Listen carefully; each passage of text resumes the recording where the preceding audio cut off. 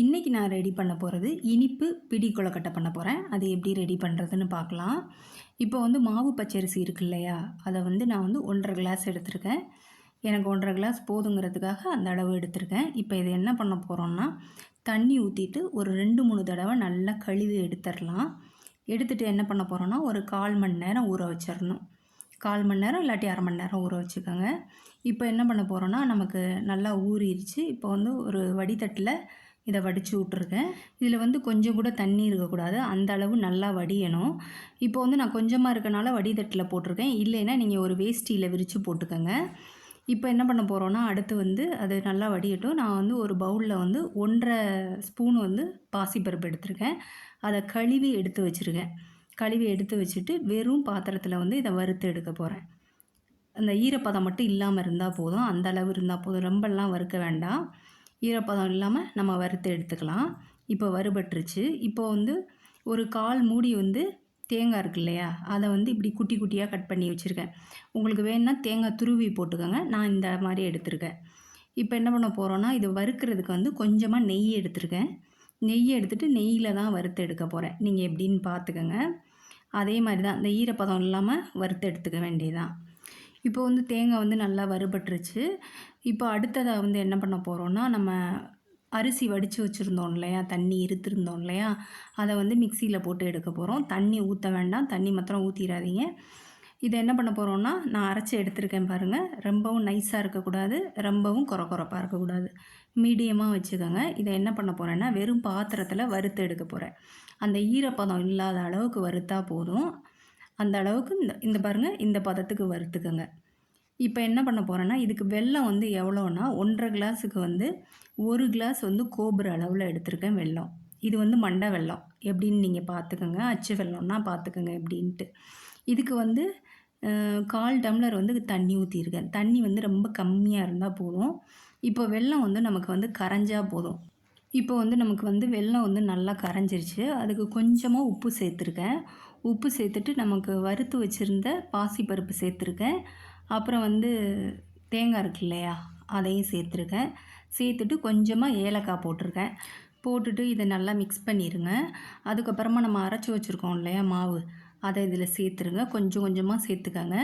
சேர்த்துட்டு எல்லாத்தையும் நல்லா மிக்ஸ் பண்ணிடுங்க. தண்ணி நிறையா ஊற்றுனோன்னா நமக்கு ரொம்ப ரொம்ப கெட்டியாக இல்லாமல் தண்ணியாக போயிடும். அதனால் தண்ணி அளவு மட்டும் பார்த்துக்கோங்க. சப்போஸ் உங்களுக்கு தண்ணி ஜாஸ்தி ஆயிடுச்சுன்னா ஒன்றும் பிரச்சனை கிடையாது. நம்ம இடியப்ப மாவு வச்சுருப்போம் இல்லையா, வீட்டில் அரைச்சி வச்சுருப்போம் இல்லையா, அதை சேர்த்துக்கோங்க. சப்போஸ் உங்களுக்கு தண்ணி ஜாஸ்தி ஆயிடுச்சுன்னா, நம்ம தெரியாமல் பண்ணிடுவோம்ல, அந்த மாதிரி ஆயிடுச்சுன்னா பண்ணிக்கோங்க. இப்போ எனக்கு இந்த பாருங்கள், இந்த பதத்தில் இருக்கணும். அப்போ தான் நமக்கு கொழுக்கட்டை பிடிக்கிறதுக்கு வரும். அது எப்படின்னு பார்த்துக்கோங்க. இப்போ நமக்கு மாவு நல்லா ஆறிடுச்சு. இப்போ என்ன பண்ண போகிறோன்னா, இதெல்லாம் நல்லா ஒன்று சேர்த்து ஒரு தடவை நல்லா மிக்ஸ் பண்ணிக்கோங்க. மிக்ஸ் பண்ணிவிட்டு என்ன பண்ண போகிறோன்னா, இப்போ கொழுக்கட்டையை பிடிச்சி வைக்க போகிறோம். இது உருண்டையாகவும் பிடிச்சிக்கலாம், இல்லாட்டி நான் இப்போ பண்ணுறேன் பாருங்கள், அந்த மாதிரியும் பண்ணிக்கலாம். இது எப்படின்னு நீங்கள் பார்த்துக்கோங்க. உங்களுக்கு என்ன பிடிக்குதோ அந்த அளவு பண்ணிக்கோங்க. இல்லாட்டி குழந்தைங்களுக்கு என்ன வேணுமோ அந்த மாதிரி பண்ணிக்கோங்க. நான் இப்படி தான் பண்ணுவேன், என் பசங்களுக்கு பிடிக்கும், அதுக்காக நான் அப்படி பண்ணியிருக்கேன். இப்படி உருட்டிட்டு லைட்டாக ஒரு அமுக்கு, அவ்வளோதான். இப்போ ஒன்றா இப்படி பிடிச்சி வச்சுக்கோங்க.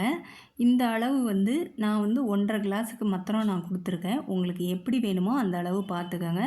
சப்போஸ் நீங்கள் ஜாஸ்தியாக போட்டிங்கன்னா அளவு மாத்திரம் கூட வச்சுக்கோங்க. அதே மாதிரி தண்ணி அளவும் கொஞ்சம் பார்த்து வச்சுக்கோங்க. ஏன்னா நமக்கு தண்ணி கொஞ்சம் ஜாஸ்தியாக போயிடுச்சுன்னா கொஞ்சம் தான் இருக்கும். அப்படி இருந்தாலுமே நம்ம மாவு போட்டு மிக்ஸ் பண்ணிக்கலாம். அவ்வளோதாங்க, நான் எல்லா கொழுக்கட்டையும் அழகாக பிடிச்சி வச்சாச்சு.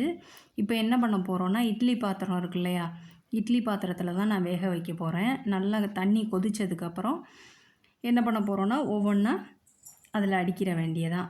இப்போ ஒன்று மேலே ஒன்றா வைக்கக்கூடாது. ஒன்று மேலே ஒன்றா வச்சிங்கன்னா நம்ம எடுக்கையில் அதை அப்படியே ஒட்டிக்கிட்டு எல்லாமே பிச்சுக்கிட்டு தான் வரும், அழகாக வராது, தனித்தனியாக இருக்காது. அதுக்காக நீங்கள் எப்படின்னு பார்த்துக்கோங்க. சப்போஸ் நீங்கள் நிறையா போட்டிருந்தீங்கன்னா அடுத்த தட்டில் வச்சுக்கலாம். ஒரு 2-3 தட்டாக கூட வச்சுக்கலாம். நான் கம்மியாக போட்டிருக்கனால எல்லாத்தையும் ஒரே தட்டில் வச்சுருக்கேன். நீங்கள் கொஞ்சம் ஜாஸ்தியாக போட்டிருந்தீங்கன்னா 2-3 தட்டாக வச்சுக்கோங்க. ஏன்னா 2-3 ஈடாக வச்சுக்கோங்க, அந்த மாதிரி வச்சுக்கோங்க. ஒன்று மேலே ஒன்று வச்சோம்னா நமக்கு பிச்சுக்கிட்டு வந்துடும். இப்போ இது ஒரு 1/4 மணி நேரம் நல்லா வேகட்டும். இப்போ பாருங்கள், அடுத்தது 1/4 மணி நேரத்துக்கு அப்புறம் எடுத்து பார்க்குறேன்.